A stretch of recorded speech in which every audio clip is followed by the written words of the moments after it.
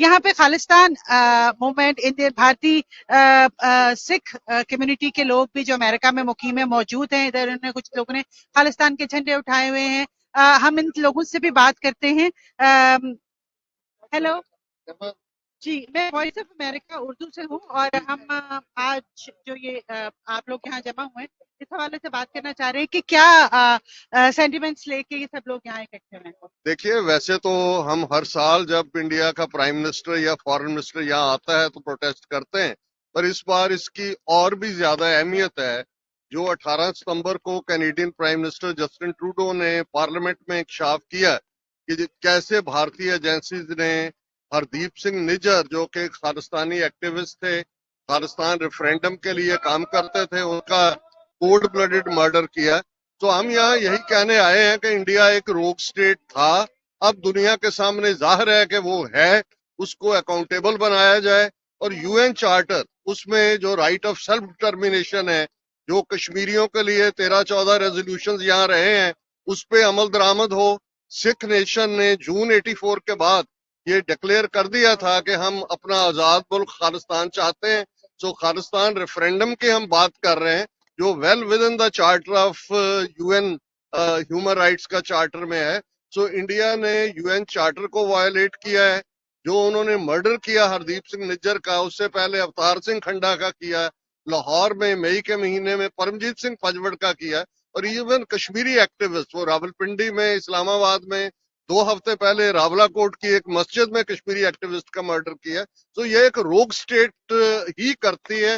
भारत को अकाउंटेबल बनाया जाए, और जो वहां कौमियतें अपनी आजादी के लिए जदोजहद कर रही हैं, उन्हें यूएन चार्टर के तहत, जैसे ईस्ट तैमूर में, साउथ सुडान में, या यूके में, स्कॉटलैंड में उन्होंने राइट दिया, क्यूबेक में, कनाडा में 2 बार रेफरेंडम कनाडा गवर्नमेंट ने करवाया। सो हम कोई, we are not asking for the moon, we want that as per UN charter referendum or plebiscite should be held in Indian occupied Kashmir, in Indian occupied Punjab, and in the northeast, as what is happening in Manipur।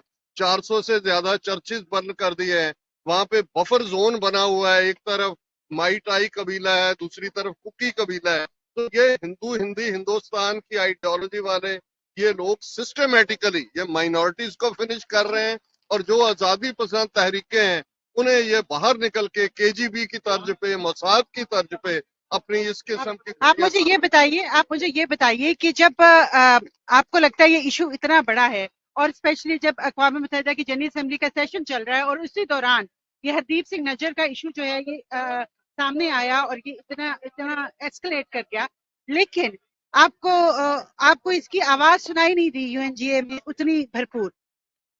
तो आपको लगता है कि आलमी कुव्वतें या ताकतें या अक़वाम आलम जो है वो इसके ऊपर सीरियस नहीं है, या वो इसको इतना सीरियसली एड्रेस नहीं? नहीं? देखिए, वैसे हकीकत तो यह है कि 18 जून को जब मोदी अमेरिका की सॉइल पे थे, उस दिन हरदीप सिंह निज्जर का वहां मर्डर हुआ, सरी कनाडा में। सो पहले तो अभी 3 महीने तो जस्टिन ट्रूडो को लगे। 18 सितंबर को उसने कैनेडियन पार्लियामेंट में माना कि इंडियन एजेंसीज ने किया है, लेकिन अब हम देख रहे हैं कि it is gearing up as 5 eyes countries, उनमें अमेरिका है, यूके है, ऑस्ट्रेलिया और न्यूजीलैंड है। उन्होंने भी मांग की है कि इसकी तहकीकात हो, भारत इसके साथ कोऑपरेट करे। सो हम समझते हैं कि आने वाले दिनों में ये मसला अब जाने वाला नहीं है। अमेरिका के अपने इंटरेस्ट भी हैं, they have caught India by the neck, क्योंकि उसकी पोजीशन यूक्रेन के मामले में प्रो रशिया थी। लेकिन मुझे लगता है कि अब जब एक केस में कोई पकड़ा जाता है, जैसे हम यहाँ गैंगस्टर्स का देखते हैं, कई बार वो हर चीज से बच जाते हैं, बाद में किसी टैक्स एविजन के मामले में काबू आ जाते हैं, फिर पिछले सारे किस्से भी खुल जाते हैं। तो अकाउंटेबल होगा ये, this will slowly gain momentum. मैं ये देख रही हूँ कि बहुत कम तादाद में लोग बाहर निकले हैं आपके साथ इस सारे प्रोटेस्ट के लिए। 7, 8, 10 लोग हैं, शायद 15 लोग होंगे। तो क्या लगता है, कॉज को सपोर्ट नहीं कर रहे, खौफजदा हैं, क्या वजूहत है? नहीं, ऐसी बात नहीं है। देखिए, पहले तो एक कंफ्यूजन था। पहली खबरों में 22 तारीख को मोदी ने एड्रेस करना था, सो सारा गियर अप जो बसेस और दूसरे का इंतजाम था 22 तारीख के लिए था। फिर अचानक आया कि मोदी नहीं आ रहा है, एस जयशंकर आ रहा है, और उसकी टाइमिंग को लेके भी जो है वो चल रहा था। अभी हमारे लोग ऑन द बसेज हैं, क्योंकि हमारा टाइम हमने 11 से 1-2 बजे तक का दिया हुआ है, मॉर्निंग का नहीं था। तो यहाँ पे साइजेबल नंबर में आएंगे, ऐसी बात नहीं है। कल जैसे कनाडा में, ऑटवा में, टोरंटो में, वैंकूवर में बहुत जबरदस्त प्रोटेस्ट हुए हैं, और हम यहाँ हजारों की गिनती में भी प्रोटेस्ट होते रहे हैं। जब अभी वाशिंगटन कोई में, फर्क पड़ता है इन प्रोटेस्ट से?